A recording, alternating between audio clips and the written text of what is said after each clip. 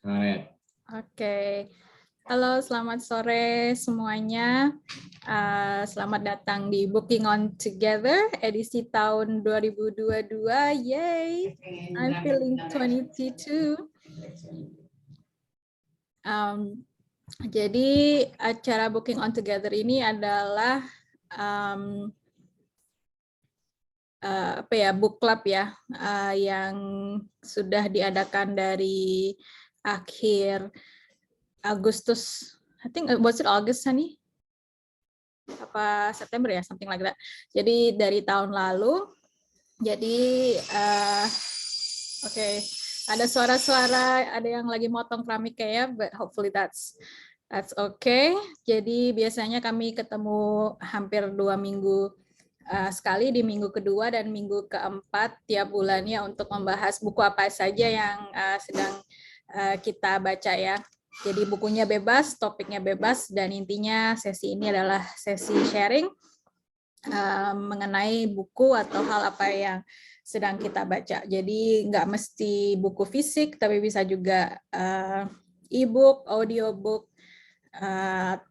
atau media lainnya.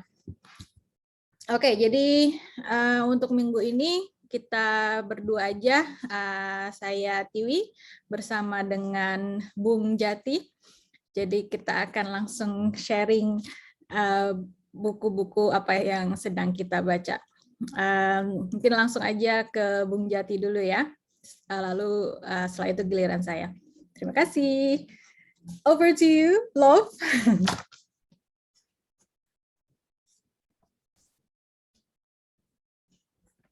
You're still on mute.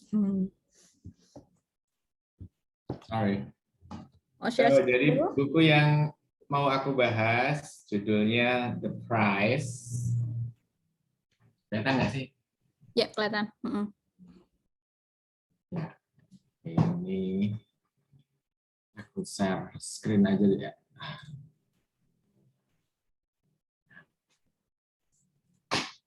Oh. Jadi judul bukunya adalah The Price, The Epic Quest for Oil, Money, and Power. Ini yang menulis adalah Daniel Yergin. Ini menang Pulitzer Prize tahun 91. Nah, ini buku soal apa? Ini buku soal sejarah minyak. Dan ini sangat menarik karena ya seperti yang kita tahu, minyak sambungannya kemana-mana.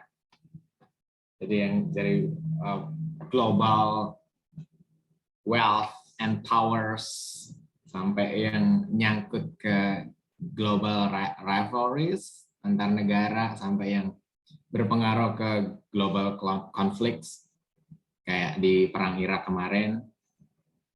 Kemudian juga berkaitan dengan global economy. Nah, kebetulan pertama kali aku tahu buku ini tuh tahun 2015. Jadi ada satu teman yang dulu satu kampus di Tulane University di New Orleans. Itu dia ngambil jurusan Master of Energy Management dan salah satu mata kuliahnya mewajibkan membaca buku ini.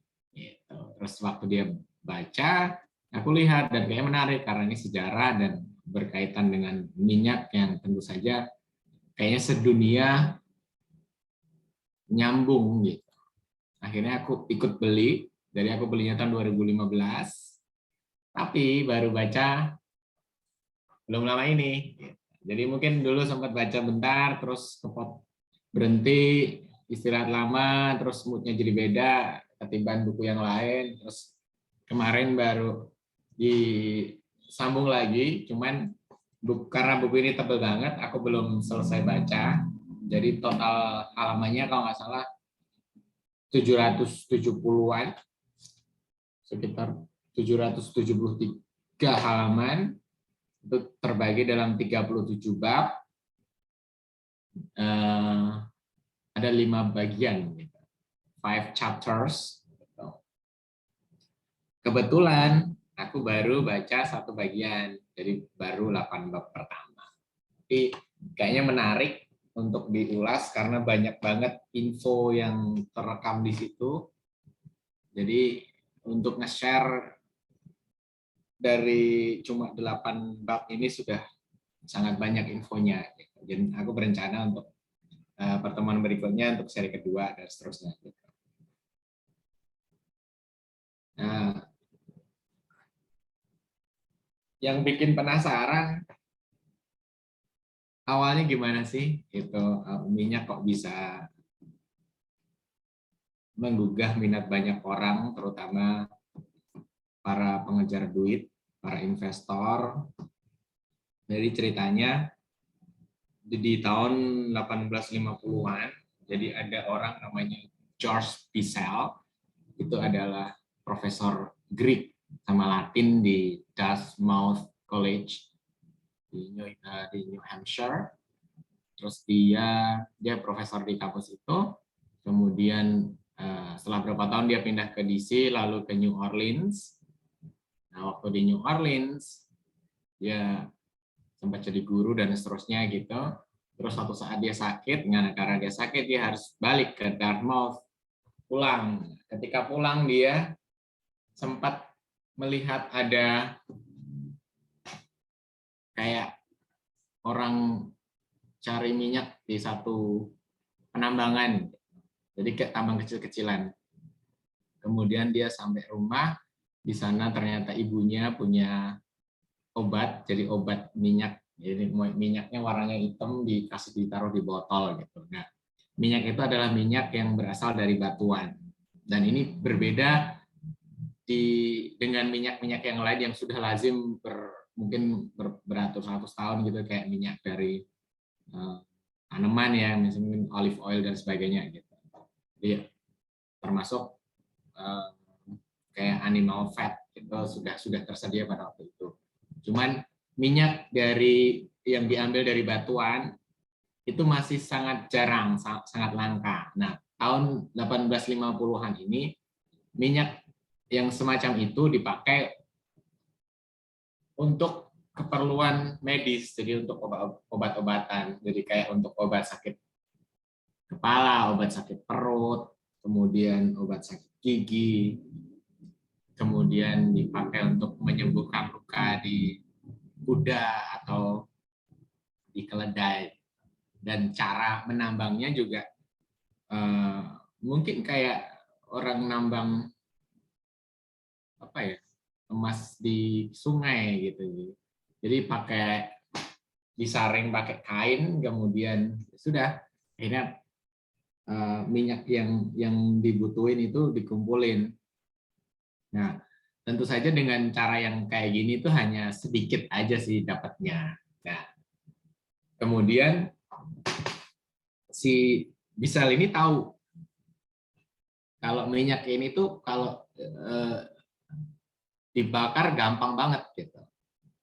Kayaknya dia terlintas di pikiran ini bagus kalau misalnya dipakai sebagai bahan untuk lampu. Cuman dia ini berawal dari angan-angan karena dia tahu oh ini gampang banget terbakar, kayaknya oke nih untuk pengganti lilin. Terus dia membentuk grup, jadi dia mempengaruhi beberapa teman untuk kita mengumpulkan modal, terus bayarin ilmuwan gitu untuk meneliti soal minyak ini gitu. Kebetulan kemudian dia nemu seorang profesor di Yale, jadi dia profesor kimia namanya Benjamin Silliman Jr. Nah, ini si grupnya Bissell ini ketemu sama James Townsend namanya, dua orang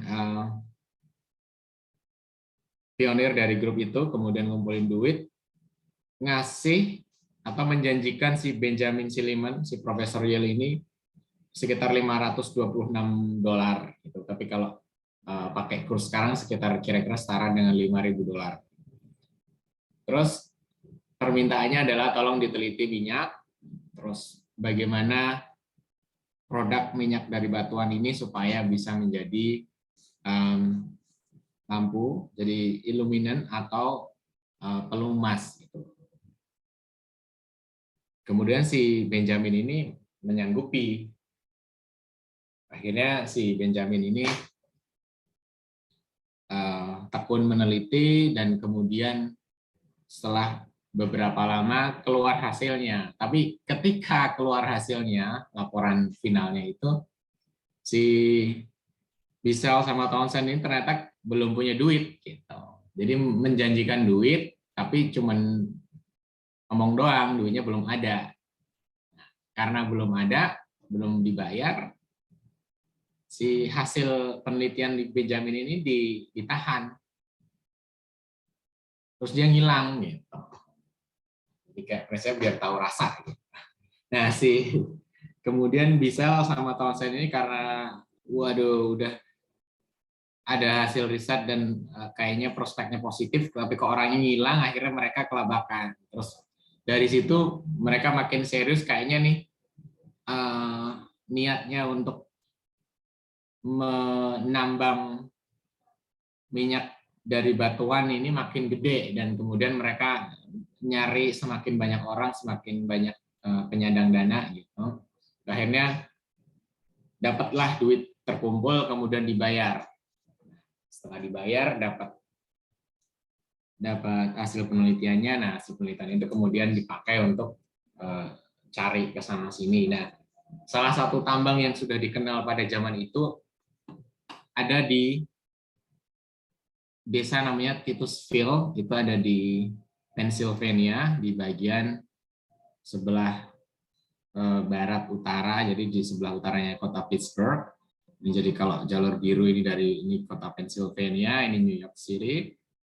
Nah, Titusville atau yang kemudian terkenal sebagai namanya Oil Creek ada di sini. Ini sudah perbatasan Kanada ya. Ini Buffalo, ini tempatnya air terjun Niagara.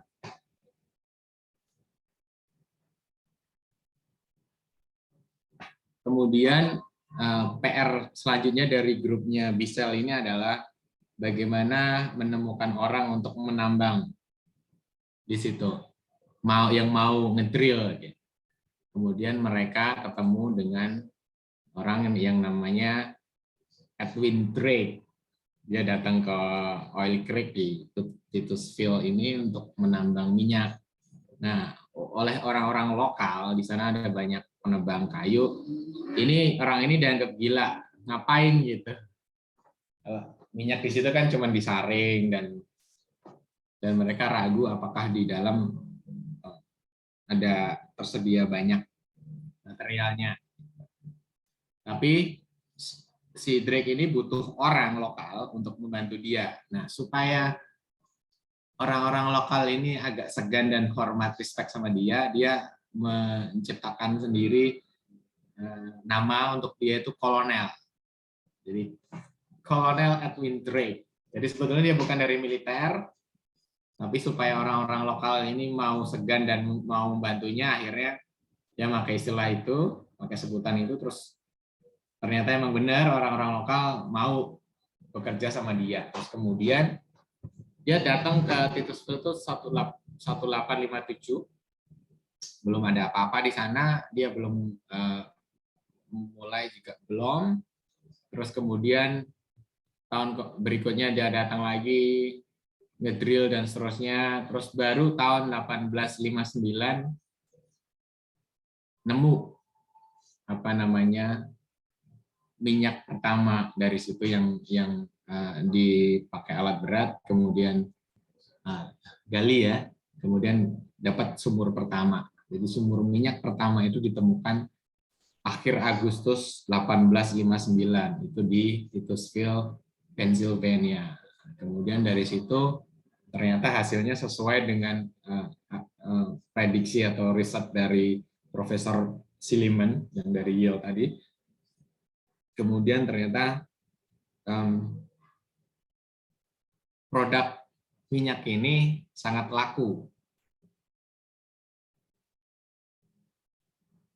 Terus tahun Jadi gambarnya begini, tahun 1861, 2 tahun setelah Drake menemukan sumur pertama,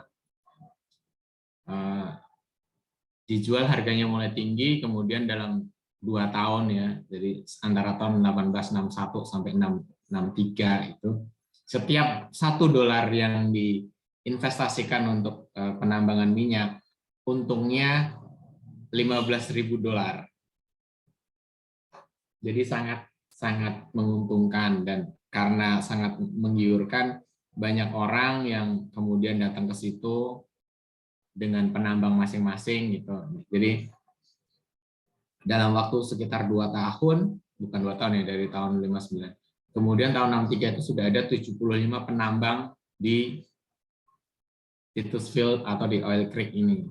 Nah, ini foto tahun 1865, ini di Oil Creek. Kayak gitu. Jadi itu kalau ada menara, ini bukan menara telekomunikasi, tapi itu adalah sumur minyak gitu, yang buat ngebor sama ngangkat minyak dari bawah.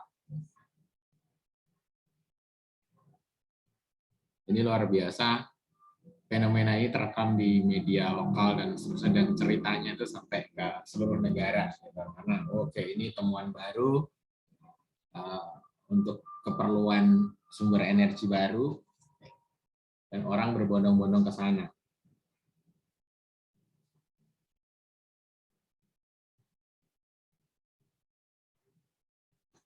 Kemudian ini sebenarnya ada satu cerita sebelum ada penambangan ini, di waktu yang hampir bersamaan ada orang Kanada yang terobsesi untuk ngambil minyak itu dari aspal. Itu dia namanya Abraham Gessner, dia orang Kanada, dia seorang dokter. Kebetulan dia sebelumnya kerjasama dengan orang Inggris yang terobsesi untuk bagaimana soal mengekstrak minyak dari aspal. Kemudian setelah mereka berdua berpisah, si Gessner ini makin terobsesi nih, gimana caranya memisahkan minyak dari aspal. Kemudian tahun 1854 dia berhasil, dan kemudian menamakan temuannya itu, bukan temuan ya, hasil yang proses yang dia lakukan itu namanya kerosin. Jadi kalau di kita kan minyak tanah ya. Jadi pada waktu itu dia pertama dikasih kerosin dari 2 kata bahasa Yunani, keros yang artinya wax ya, lilin atau mungkin di kita parafin, kemudian sama elaion, jadi oil gitu. Keros dan elaion ini dari kata-kata Yunani digabung menjadi kerosin, dan ini menjadi sumber penerangan. Jadi lampu-lampu di Kanada dan Amerika mulai menggunakan itu. Dan si Gessner ini mematenkan kerosin pada tahun 1854. Jadi mulai pakai lampu minyak tanah dari situ. Jadi mungkin kalau sebelum-sebelumnya, mungkin sampai ratusan tahun sebelumnya, mungkin pakai bahan lain ya untuk lampu. Nah, tahun 1854 pakai kerosin. Nah, kembali ke minyak yang ditambang dari batuan. Nah, ini kemudian karena menggiurkan, ini adalah gambar John D. Rockefeller. Ini dia mulai terjun di bisnis minyak tahun 1865. Jadi hanya sekitar berapa tahun dari penemuan pertama di Oil Creek di Pennsylvania. Kemudian tahun 1870 dia mendirikan Standard Oil Company. Nah, dia bekerja sama dengan Henry Stigler. Nah, ini juga orang yang kreatif juga. Nah, Stigler ini kemudian membangun jaringan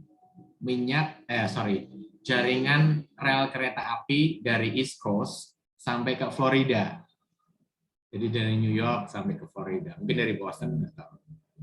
Intinya adalah ini Standard Oil Company itu otaknya ada 2 orang. Satu Rockefeller, ini untuk yang mengurus soal minyaknya, nambang, masarin dan seterusnya.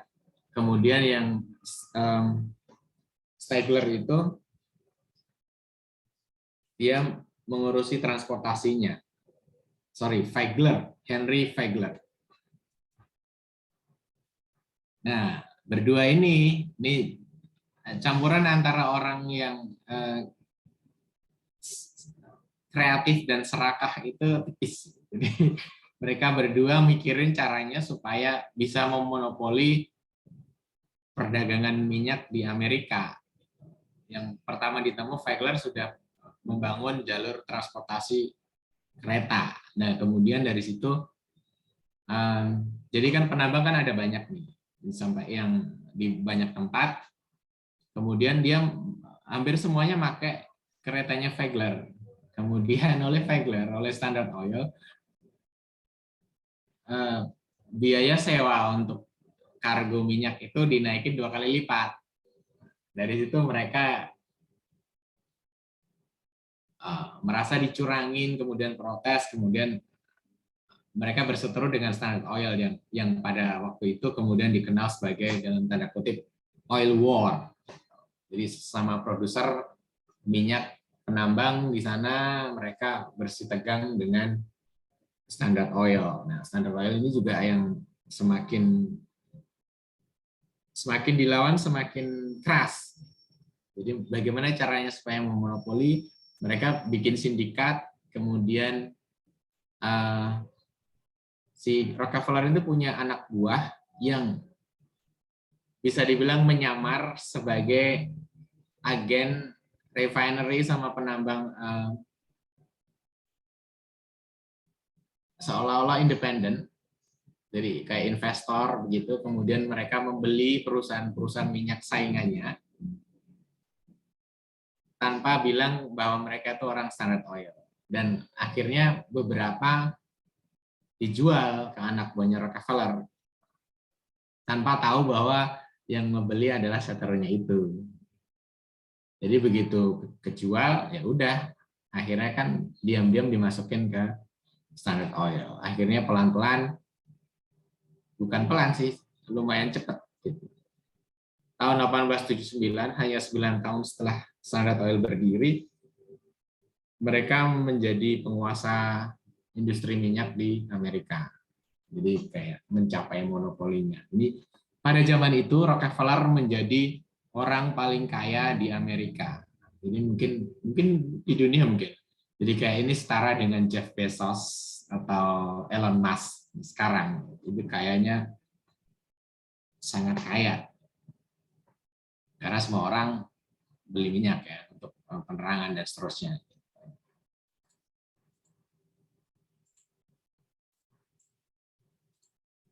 Nah, ini contoh tahun 1860-an, 1870-an.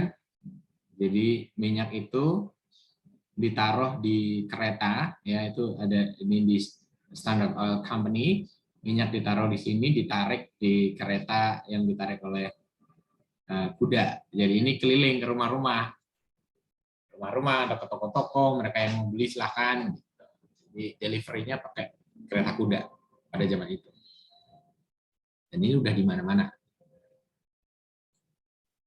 Nah, ini kemudian ini ada orang lain namanya Kapten Anthony Lucas. Ini dia ngedrill di Texas, dan ini adalah gambar sumur minyak pertama di Texas tahun 1901. Nah, ini yang awal penambangan Texas ini dimulai dari Kapten Lucas ini. Jadi kemudian menjadi besar karena memang cadangan minyak di sana gede, dan ini kemudian yang berkembang menjadi Texas Company, dan kemudian Texaco, dan turun-temurun sampai ke eranya George Bush, sampai kemudian Eddie Vedder juga membuat lagu Bushliger. Ini dimulai dari sini. Sindikat penambang minyak, pengusaha minyak Texas. Republikan. Kemudian, nah, nggak cuma orang Amerika yang menambang, tapi Eropa juga dengar itu. Kemudian Belanda mencari sumber minyak di Indonesia. Jadi mereka mengerahkan ahli geologi untuk mencari tempat-tempat yang potensial untuk ditambang.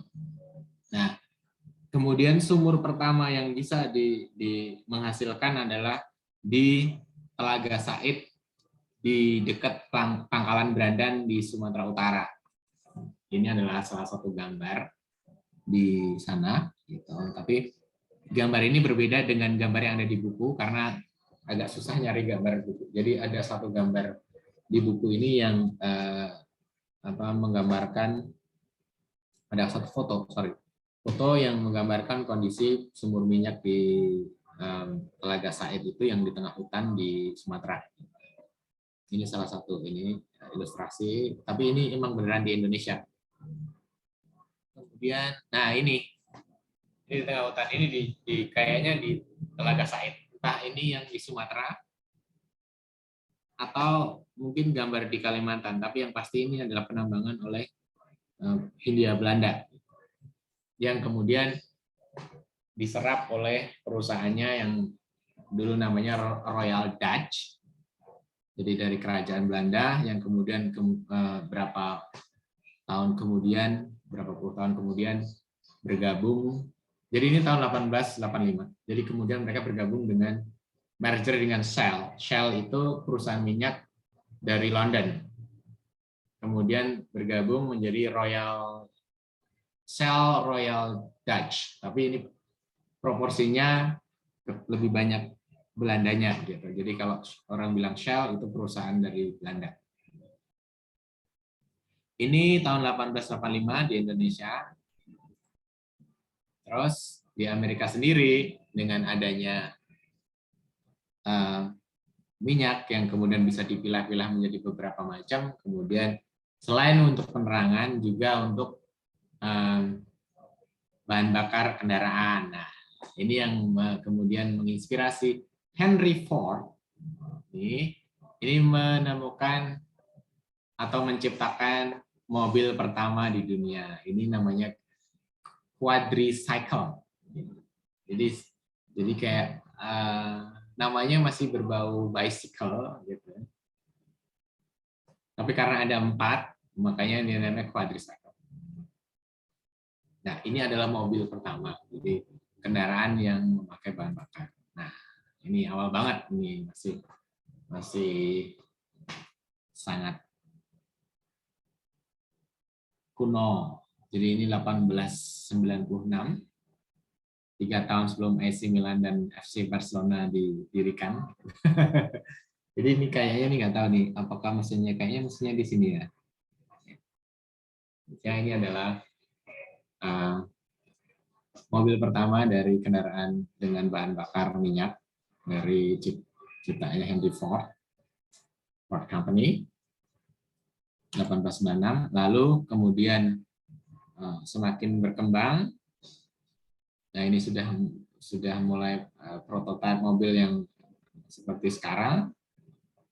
Kalau tadi kan lebih banyak model sepedanya masih lebih kuat ya. Kalau sekarang ini kan udah kayak kereta bermotor. Nah ini tahun 1905, jadi ada karena makin marak, makin banyak orang punya mobil, kemudian dibikin balapan mobil yang pertama di Amerika, ini Transcontinental Auto Race, ini dari East Coast, ini kalau nggak salah dari New York City sampai ke Portland di Oregon, jadi yang di West Coast. Oregon kan di utaranya California, jadi yang dari ujung timur, pantai timur sampai ke pantai barat. Jaraknya 4.400 miles, jadi tinggal dikali 1,6 ya kalau mau dapat kilometernya. Jadi sekitar mungkin berapa? 8.000 kilometer. Dan ditempuh paling cepat oleh juaranya itu 44 hari. Ya, mobil pertama pasti kecepatannya belum apa-apa dibanding sekarang, kemudian kondisi jalan juga masih, medannya tentu saja jalan tol masih jauh ya. Jadi ini bukti bahwa ternyata ada kecepatan kemajuan teknologi berkat penemuan bahan bakar minyak.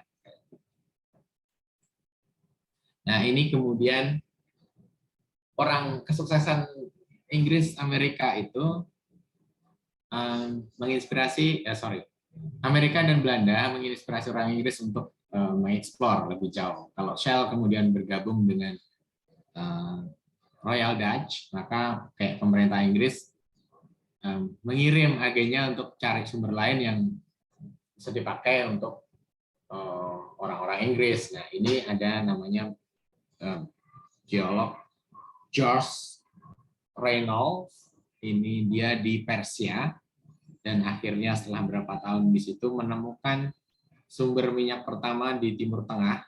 Itu di Persia, itu berarti kan di Iran ya, tahun 1908. Ini yang kemudian setahun kemudian ada perusahaan gabungan Inggris dan Iran, jadi namanya Anglo-Persian Company, untuk menambang ya punya konsesi minyak di Iran, di Persia pada waktu itu. Dan kemudian di kemudian hari Anglo-Persian ini menjadi BP ya, British Petroleum. Nah, selain Amerika, Inggris, Belanda, di Rusia itu sebelumnya juga sudah muncul. Jadi di tahun 1870-an, jadi hampir berbarengan dengan Standard Oil-nya Rockefeller, di Rusia juga ditemukan minyak. Jadi ceritanya ada keluarga ningrat bukan keluarga berpengaruh dari Swedia, keluarga Nobel. Jadi bapaknya namanya Emanuel Nobel, itu beremigrasi ke Rusia tahun 1837, dan dia itu punya 2 anak. Yang diceritakan di buku ini dua anak ya. Yang pertama Ludwig, yang kedua Alfred. Ludwig ini berdagang senjata ke pemerintah Rusia. Sementara yang adiknya Alfred ini juga orang pinter, jadi satu keluarga pinter karena Emanuel itu juga kayaknya kalau nggak salah profesor. Nah, si Alfred Nobel ini yang menemukan nitroglycerin, yang kemudian menjadi dinamit, dan dia yang kemudian saking kayanya mewariskan kekayaan untuk hadiah Nobel. Dan dia awalnya di Rusia, tapi kan kemudian kembali ke Swedia. Nah, si Ludwig dan Alfred ini sama-sama kaya, sukses gitu.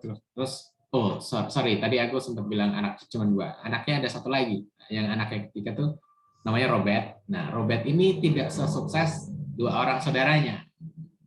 Terus karena dia petualangnya nggak sukses, akhirnya dia bekerja untuk kakaknya si Ludwig. Terus sama si Ludwig karena mendengar kesuksesan minyak di Amerika, dan dia dapat laporan kalau di Azerbaijan ada potensi minyak, terus dia ngirim adiknya ke sana. Tahun 1873 si Robert Nobel ini nyampe di Baku, Azerbaijan. Nah, si Azerbaijan kemudian dia nggak menunggu komando atau kata yes dari kakaknya, dia kemudian langsung dealing with the local producer gitu. Jadi kelamaan kalau nunggu kakak. Terus akhirnya dia sukses, terus kakaknya mendengar, si Ludwig ini datang juga ke Baku. 3 tahun kemudian, 1876, oil shipment pertama dari Baku sampai ke Saint Petersburg di Rusia. Nah, itu kemudian menjadi awal jadi perusahaan minyaknya keluarga Nobel. Kemudian Ludwig Nobel ini dikenal sebagai the king of oil king of Baku. Baku itu yang paling besar pada saat itu di Rusia. Kemudian selain Nobel, ada keluarga luar lain yang masuk ke Rusia, itu dari keluarga Rothschild dari Prancis. Nah, ini salah satu keluarga Yahudi yang paling terkenal di Eropa pada waktu itu, yang paling makmur, paling kaya, karena mereka juga ada ada keluarga di Jerman, aslinya kan Rothschild itu dari Jerman. Dan saking berpengaruhnya keluarga ini, ketika pada waktu itu Prancis dan Jerman perang, kemudian Prancis kalah perang dan harus membayar biaya perang pada Jerman atau Prusia pada waktu itu namanya. Yang ngurus pembayaran itu adalah keluarga Rothschild ini. Jadi memang mereka keluarga bankir, gitu. Duitnya banyak, investasi kemana-mana, begitu dengar minyak di Rusia ada, mereka masuk. Dan kemudian mereka bikin The Caspian and the Black Sea Oil Company. Nah, ini saingannya Nobel. Nah, jadi produksi dimotori oleh dua keluarga kaya ini plus beberapa pengusaha lain orang lokal Rusia. Nah, ternyata pada suatu saat produksi di Rusia itu lebih tinggi daripada produksi di Amerika. Hanya kemudian di Rusia sendiri ada pergolakan internal, konflik politik ketika di saat yang sama. Jadi komunis mulai muncul di Rusia di saat yang sama. Jadi tahun 1901 mereka bersitegang dengan Jepang. Kemudian ada perang dengan Rusia dan Jepang tahun 1904. Dan kemudian ketika mereka lagi sibuk perang dan kayaknya akan kalah, Rusia di bawah pemerintahan Tsar Nicholas yang kedua. Nah, orang komunis ini bergerak nih, termasuk yang di Baku, yang di pertama sumur minyak. Mereka dikomporin supaya bikin mogok, ya strike. Nah, tahun 1905 Rusia kalah perang sama Jepang. Jadi itu perangnya ada di perairan di utara Jepang. Antara Rusia dan Jepang kan ada perairan ya. Jadi di atasnya Korea, dekatnya Cina lah ya. Pokoknya daerah situ perang angkatan laut gitu. Kemudian mereka kalah. Nah, ketika kalah perang sama Jepang itu, orang-orang komunis mogok massal dan kemudian berontak.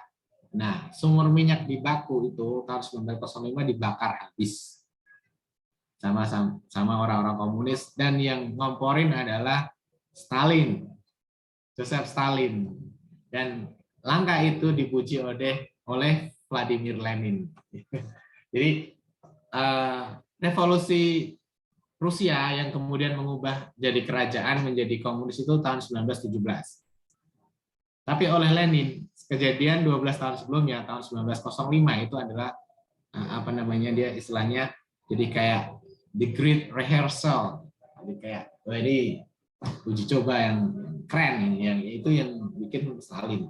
Gladi bersih gitu ya. Gladi bersih ya, betul, gladi bersih. Nah, ini ngaruh juga ke yang kayak Jepang sama Rusia, ternyata Rusia kalah.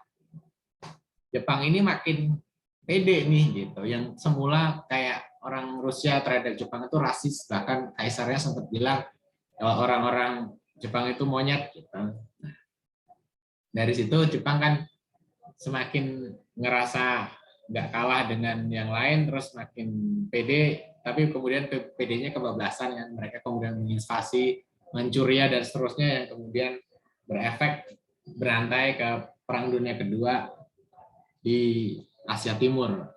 Nah, ternyata erat kaitannya perang dan minyak dan lain. Nah, ketika kemudian Rusia bergolak akhirnya dan sumur minyak di Azerbaijan dibakar, akhirnya keluarga Nobel dan Rothschild itu diusir keluar dari Rusia. Nobel akhirnya lari kembali ke negara bapaknya, ke Swedia, Rothschild kembali ke Prancis. Nah, sorry, tadi kayaknya ada gambar ketika Mbak, ini ada yang dibakar. Ini nggak bisa. Jadi ada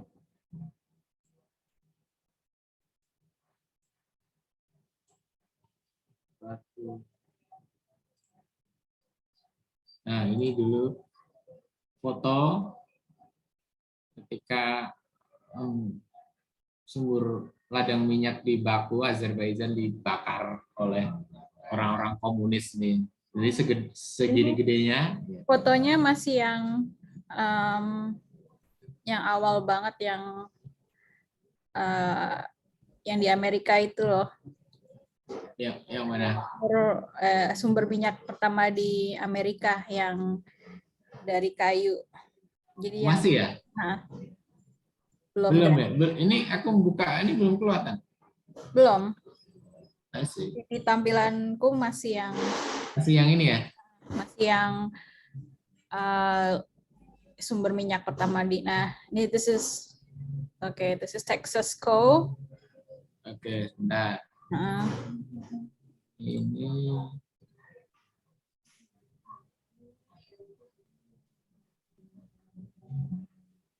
ada sih, nanti bisa di googling sendiri deh. Oke.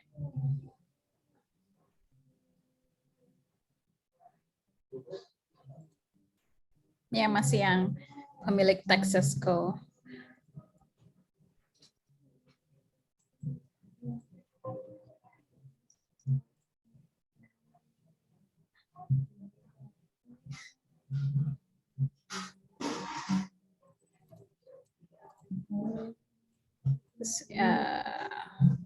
Yang dua orang, is it Churchill? Yes, good guess. That's good. It does look familiar. Oke, bentar. Kalau yang dibakar itu enggak, it didn't show up.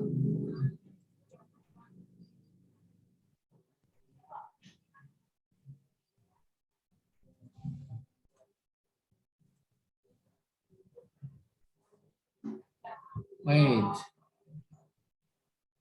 Kok nggak bisa ya, Neng? Why? Apa? Share, bisa dipencet share screen. Just up. Ini udah belum? Udah. I can see you scrolling. Ini? Yes, itu kelihatan. Ini yang baku. Baku. Ini segini gedenya. Bahan bakar batuan itu fossil fuels atau bahan bakar fosil? Atau beda lagi? Maksudnya? Iya, kalau minyak kan bilang fossil fuel. Oke. Cuman kan karena sudah tua sekali, kemudian jadi cair. I was thinking that maksudnya terjemahannya fossil fuels itu bahan bakar fosil, tapi bisa juga bahan bakar batuan gitu kan, berarti. Iya, maksudnya kan batuan itu lebih kayak yang ketumpuk di bawah kan, diambil dari batu-batuan gitu.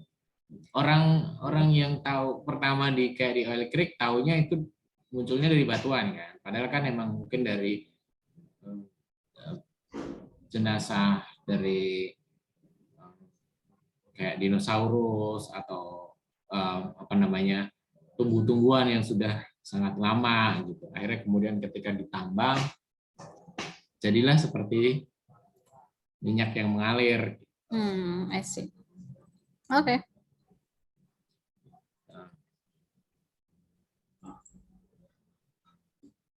Tadi balik ke itu apa, Churchill and I don't know. Bukan ini udah muncul. Apa? Udah, ini gambarnya Churchill. Belum. Ini masih yang search, your Google search. Nah, ini. Oke. Jadi ini slide terakhir. Ini ada Winston Churchill, ini ada Admiral namanya Jackie Fisher. Jadi ini kayak komandan angkatan lautnya Inggris gitu. Angkatan laut kerajaan Inggris. Kebetulan ini kan juga mantan perwira militer ya. Yang si Churchill ini kan dulu pernah dikirim ke Afrika Selatan di waktu Perang Boer. Nah, si Churchill ini dilobi oleh pengusaha minyak supaya Angkatan Laut itu memakai bahan bakar minyak sebagai pengganti batu bara. Terus si Fisher ini juga mendorong supaya Angkatan Laut memakai minyak. Kemudian dua orang ini yang bergerilya untuk mendapat persetujuan dari Parlemen Inggris. Kebetulan saingan juga tuh perusahaan minyak yang mau melobi Angkatan Laut ini. Salah satunya adalah Shell. Supaya Shell bisa masuk ke situ. Cuman ada yang dari Anglo-Persian yang masuk gitu. Kalau disuplai oleh minyak, tambang minyak atau produser minyak, minyak itu harus dikelola oleh perusahaan yang total dikuasai oleh Inggris. Sementara Shell ini sudah merger dengan Royal Dutch. Saingan dua kompetitor ini kemudian di satu sisi mendorong Churchill untuk ini mendapat dukungan dari parlemen. Di sisi lain juga si Churchill ini memandang bahwa minyaknya, produksinya semuanya harus dikuasai oleh Inggris, jangan ada unsur Belandanya. Akhirnya tahun 1914 Parlemen Inggris mensahkan Royal Navy harus pakai minyak sebagai pengganti batu bara. Kemudian perusahaannya itu dari Anglo-Persian itu jadi kayak dinasionalisasi menjadi asetnya pemerintah yang dari semula swasta gitu. Nah, kemudian setelah ada persetujuan dari parlemen, ini salah satu tujuannya adalah dari pemikiran Churchill ini supaya modifikasi Angkatan Laut Inggris semakin mobile dan jangkauannya lebih jauh, kemudian makin modern sebagai persiapan perang melawan Jerman. 11 hari setelah parlemen menyetujui penguasaan minyak untuk militer, Archduke Franz Ferdinand ditembak mati di Bosnia. Terus Perang Dunia I, dan kemudian Inggris harus berperang dengan Jerman. Jadi intuisi Churchill ini sangat tepat.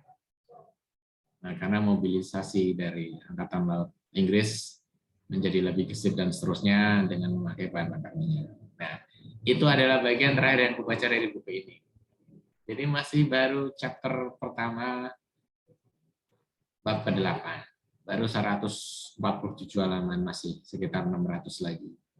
Itu ceritanya. Jadi ini sekian dulu untuk ulasan buku The Price, The Epic Quest for Oil and Money and Power. Minggu berikutnya nanti coba bahas di bab-bab selanjutnya. Terima kasih. Terima kasih ya Bang. That was it was an excellent review. Jadi banyak tahu ya apa behind the scenes oil itu seperti apa dan dampaknya sejauh apa juga ya. Aku nggak pernah kepikiran bahwa terkait erat dengan all the different conflicts that we've seen in the world gitu. Jadi maksudnya kadang kalau kita belajar sejarah kan perang itu disebabkan oleh mungkin ideologi yang sedang mencuat yang didukung oleh banyak orang, misalnya yang like the Bolshevik Revolution di Rusia gitu. Jadi kayak it's more of like ideological push gitu loh, kayak gitu. Jadi karena like Stalin and Lenin are kind of behind this oil thing as well. So it's surprising. Karena berhubungan dengan duit gede, dan karena duit gedenya dikuasai oleh keluarga tertentu yang menurut mereka adalah borjuis, mereka borjuis ini harus keluar dari dari Rusia. Sementara orang-orang berjus ini ketika meraup duit dari minyak, mereka pakai kelas pekerja kan. Anak buahnya kan proletar tuh, kayaknya kan. Also like apa? Aku mikir soal like apa ya? Aku belum begitu googling tentang Nobel sih. Aku cuma tahu kayak sebatas ada Nobel Prize or XYZ gitu kan. Tapi latar belakang keluarga Nobel pun juga it's there's some oil in it as well. Gitu. Jadi I think it's like apa ya, the rich and powerful itu apa ya, memiliki sumber daya yang sebegitu kuat ya, jadi Turun temurun ya, powernya kan. Rockefeller, Rockefeller, Rothschild, Nobel, nah itu dah. Gitu. Keluarga yang sangat-sangat kaya dan ternyata di belakangnya adalah minyak yang bikin mereka sangat kaya. Ya. Nah, yang tadi ada tambahan yang Josh Reynolds itu yang menemukan minyak di Persia, itu yang kemudian juga menemukan minyak di Venezuela. Oke. Jadi orangnya itu.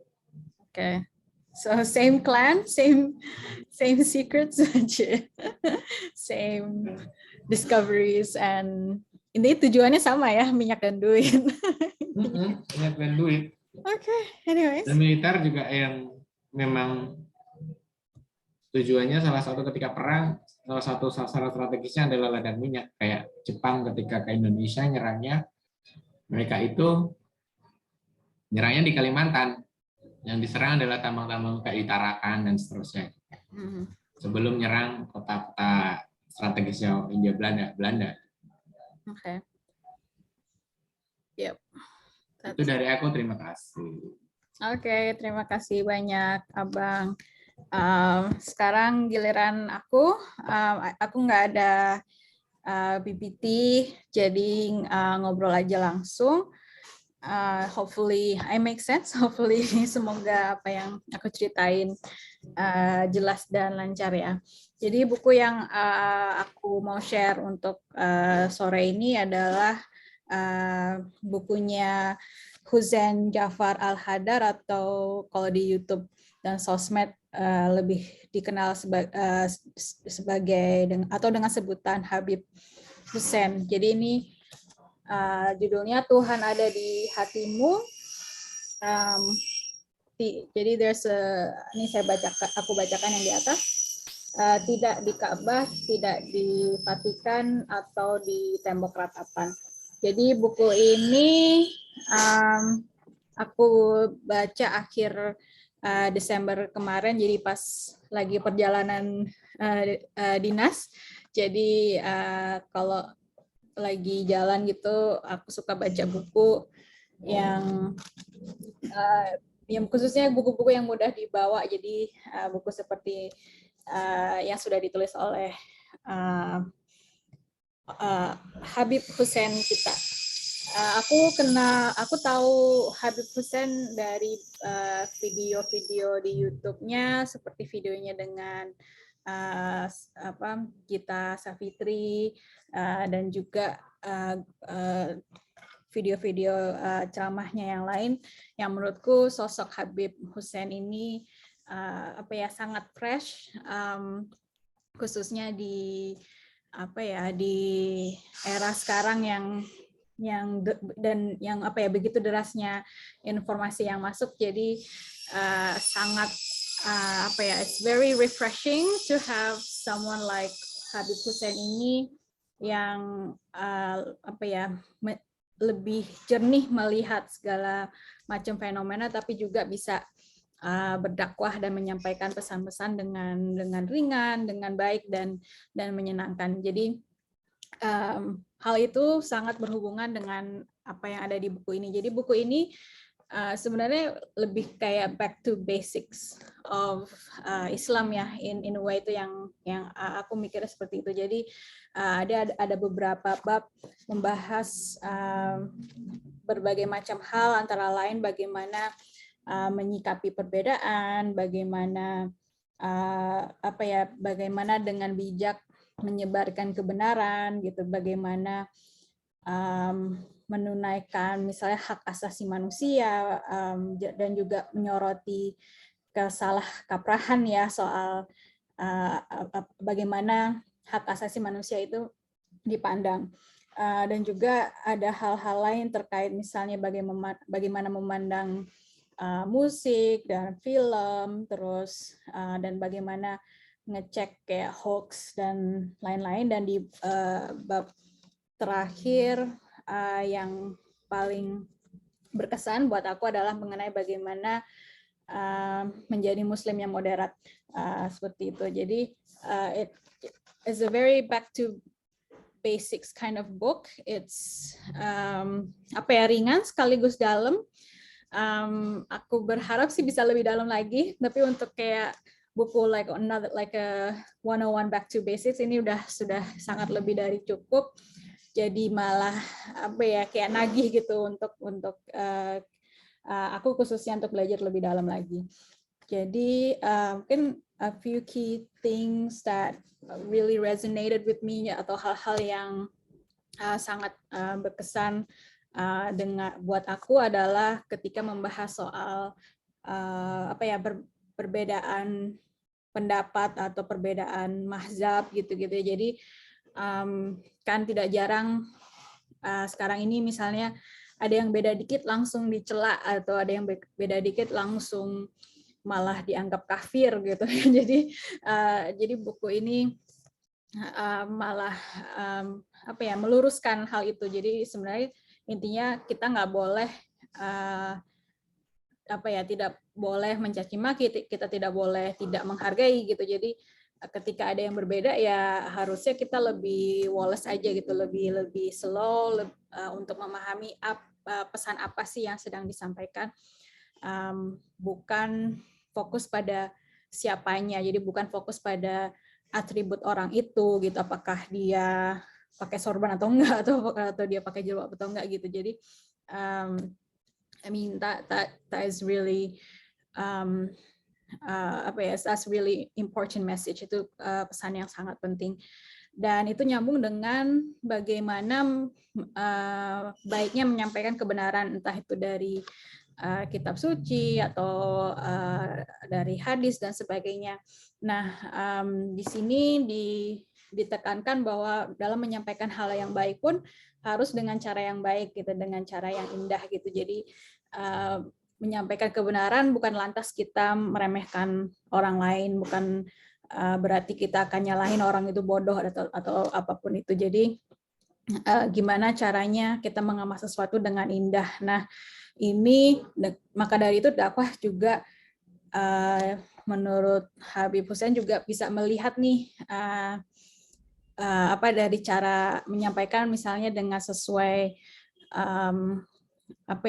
sesuai pemahaman seseorang itu, menggunakan analogi sederhana, bisa juga menggunakan media, mudah-mudahan itu nggak kedengaran.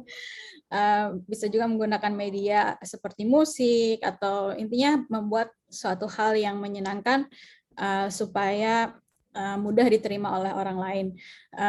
Dan dari situ juga menariknya bahwa Islam itu juga menyesuaikan dengan konteks lokal gitu loh. Jadi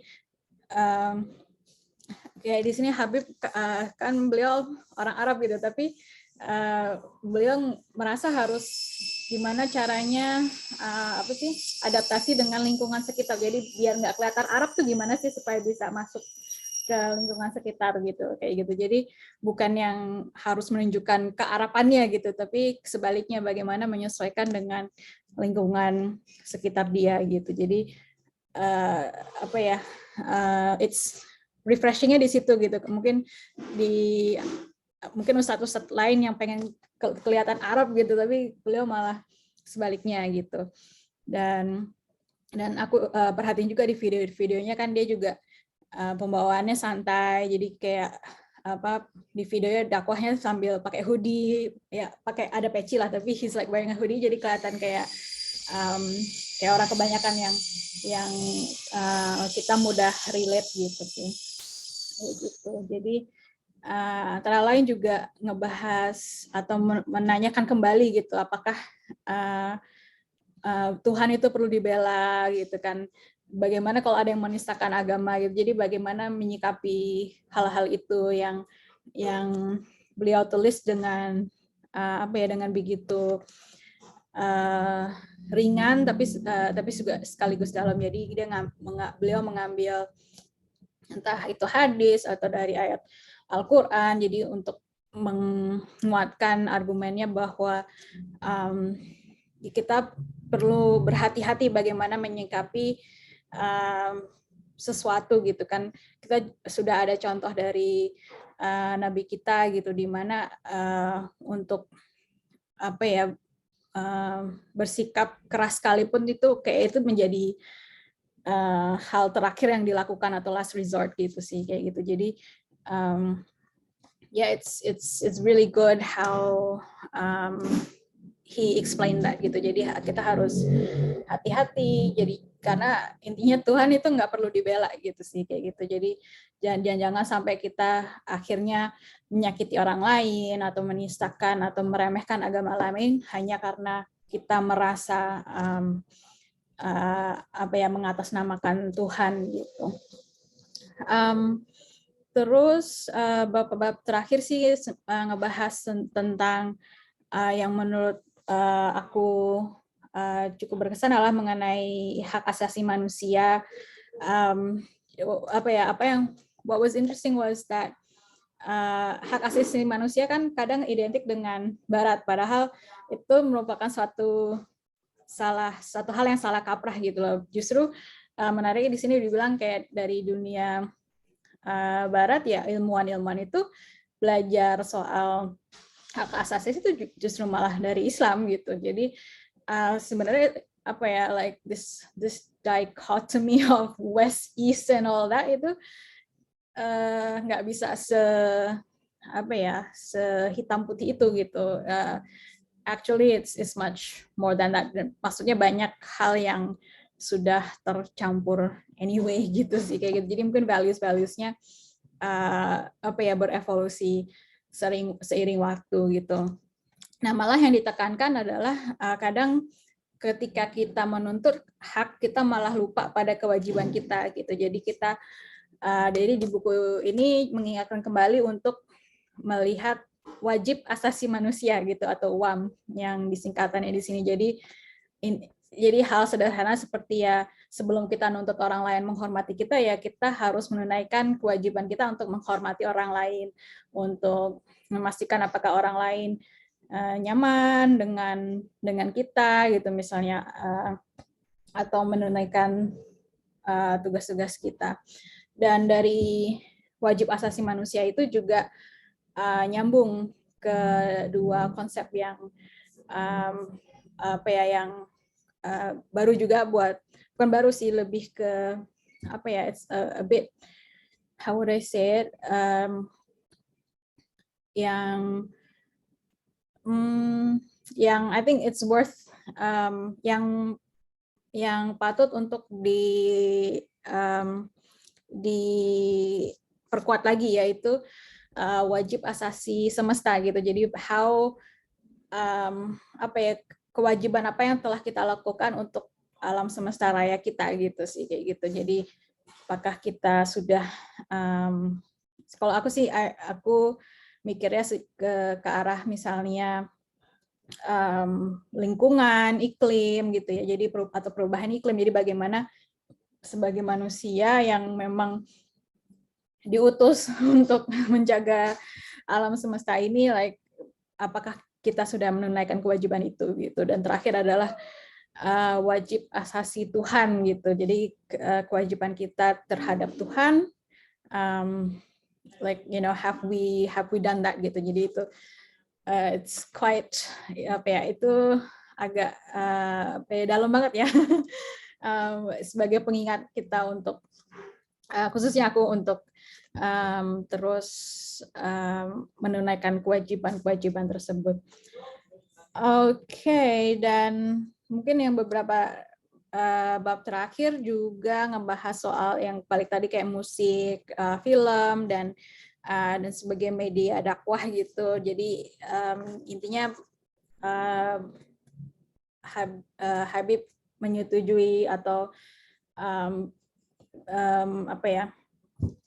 mendukung hal-hal itu. Jadi intinya lebih pada posisi selama musik itu tidak merugikan orang lain, film tidak merugikan orang lain, dan sebagai media bisa digunakan oleh sebagai dakwah, ya why not gitu sih, kayak gitu. Jadi banyak hal kreatif yang telah beliau dan komunitasnya lakukan untuk entah itu bikin acara fundraising gitu ya, dan sebagainya. Jadi I think kembali ke poin tadi untuk bagaimana mengungkapkan kebenaran dengan dengan cara yang indah dan baik gitu.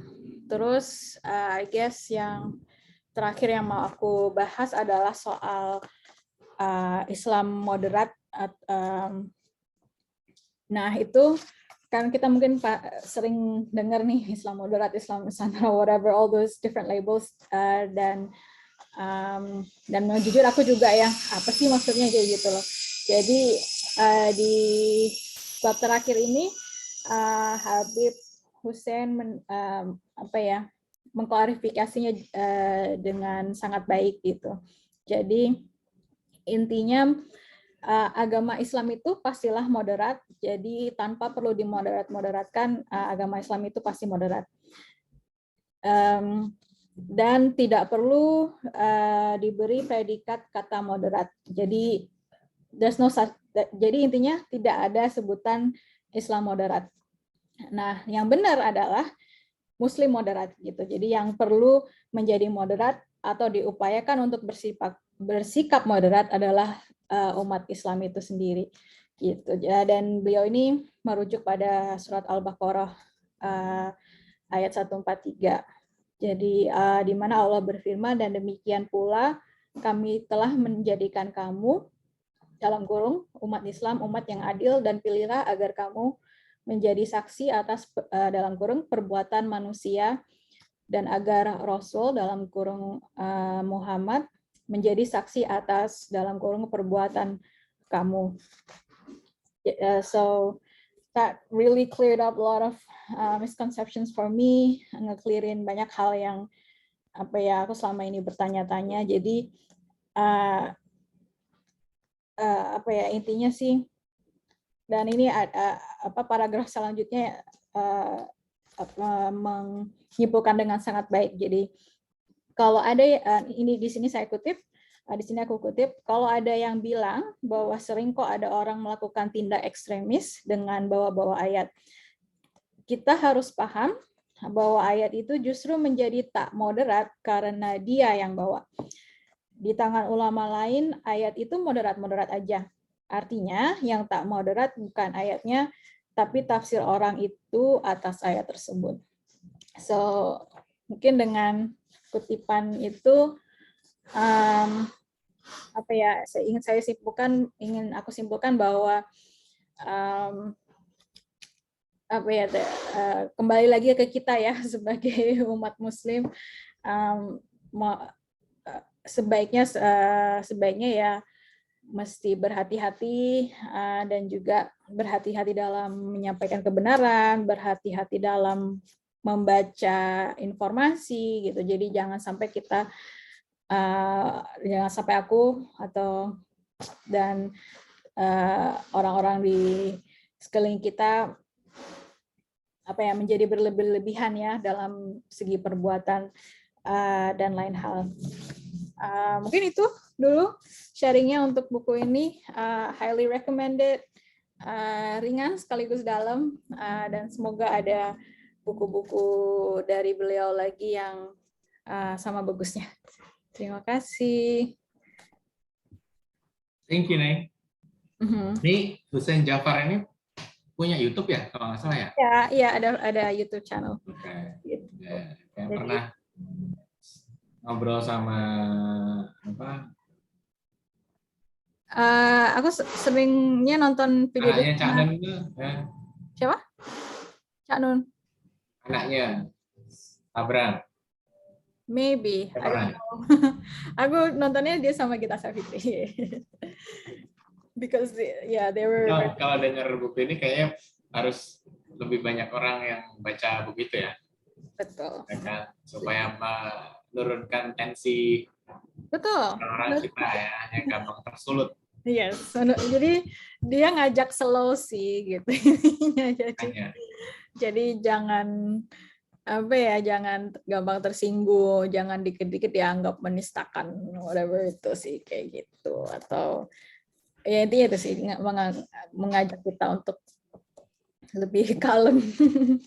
Gitu. Terus kalau yang dari situ tadi, aku juga baca kayak daftar isinya, itu ada yang musik haram atau halal yang tadi kamu sempat singgung. Ya, itu kan musik haram atau halal, tergantung kita. Nah, ini bisa tolong diambil contoh di tiap bahasnya gimana tuh? Jadi sebentar, just let me find that chapter.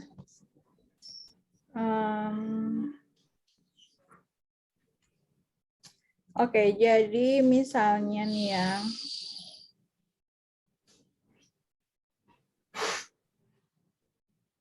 Oke, this is a good point. Ini poin yang bagus yang dia utarakan. Aku kutip aja. Jadi, oke.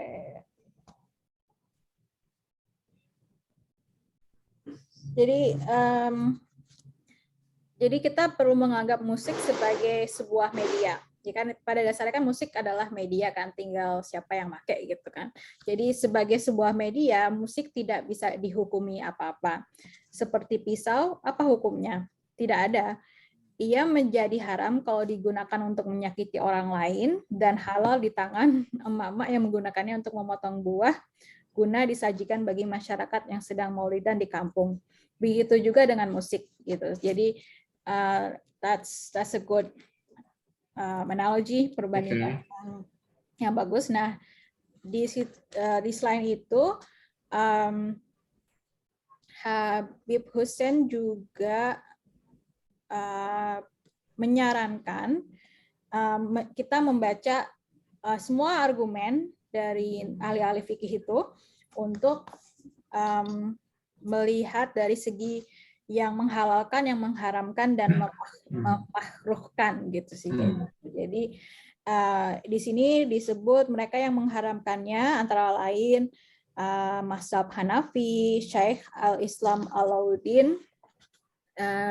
Jadi dikutip dari Az-Zailai dalam Tabiin Al-Haqqaiq yang jadi ada pendapat dalam kutip tidak dibolehkan menyewa sesuatu yang berunsur musik, ratapan, seruling, gendang, dan hal-hal yang bersifat sia-sia. Ini pendapat Imam Abu Hanifah gitu, kayak gitu. Jadi another point is that ada 4 mazhab yang mengharamkan, jadi hanya mazhab Hanafi yang memiliki suara mayoritas, tapi di mazhab Hanafi pun ada yang menghalalkannya. Gitu. Jadi adapun di mazhab lain tak ada yang mayoritas, masing-masing ulamanya punya pendapat yang berbeda-beda, sama-sama kuat, ada yang menghalalkan dan ada yang mengharamkannya. Jadi kita baca bahwa inti keberatan mereka adalah pada aspek kemaksiatan dan kesia-siaan yang tergandung dalam musik. Oleh karena itu dalil yang mereka kedepankan dari Al-Quran adalah surah Luqman ayat 6 yang juga mengkritik percakapan kosong untuk kemaksiatan dan kesia-siaan. Oke, jadi another point, uniknya pendapat ulama mazhab Hanafi yang melakukan kajian serius terhadap musik, yakni Abdul Ghani An-Nabalisi, mengatakan bahwa hukum musik awalnya halal. Apapun bentuknya, baik jenis musik berdawai maupun yang dipukul. Bukan hanya halal, bahkan tak dipandang buruk secara akal dan adat. Keharamannya muncul ketika ulama mulai melihat fakta dampak buruknya musik. Misalnya membuat menikmatnya lupa Allah dan lalai beribadah. Secara umum, ketika musik membawa pada kemaksiatan dan kesia-siaan, saat itulah mulai diharamkan. Gitu. Jadi lagi-lagi kan tergantung kita gitu loh. Kita mau pakai musik sebagai apa nih gitu. Kayak gitu. Jadi kalau intinya ya kalau aku nangkapnya selama kita ingat Allah, it's just a thing gitu kan, right? Jadi hanya sebagai media, jadi dia tidak bisa pada dasarnya tidak bisa dihukum apa-apa gitu. Jadi ada musik untuk dakwah dan sebagainya. Dan juga kan musik menjadi kalau nggak salah satu kayak dibahas di buku ini juga salah satu awal masuknya Islam ke Indonesia kan juga melalui musik kan kayak gitu. Wayang juga. Iya, dan dia cerita baru-baru ini melakukan konser amal dari rumah gitu. Jadi fundraising event bersama dengan Kikan dari Coklat, Coki Muslim, dan Uus sebagai stand-up comedian gitu. Jadi it's quite interesting. I mean ternyata you can do that with music gitu. Jadi selama tidak ini kita yang ngatur sih, itu kita aja gitu. So I guess that's the cool part. It's buku ini menenangkan hati dan kegelisahan saya lebih sedikit. Jadi lebih adem ya? Lebih adem, insya Allah. Gitu. Okay, I guess that's that already. Dari kita berdua, terima kasih banyak Abang. Sama-sama. We'll see each other and hopefully others. Dan semoga bisa ketemu lagi dan dengan yang lainnya. 2 minggu lagi. Okay, thank you. Okay. Thank you. Bye. Semoga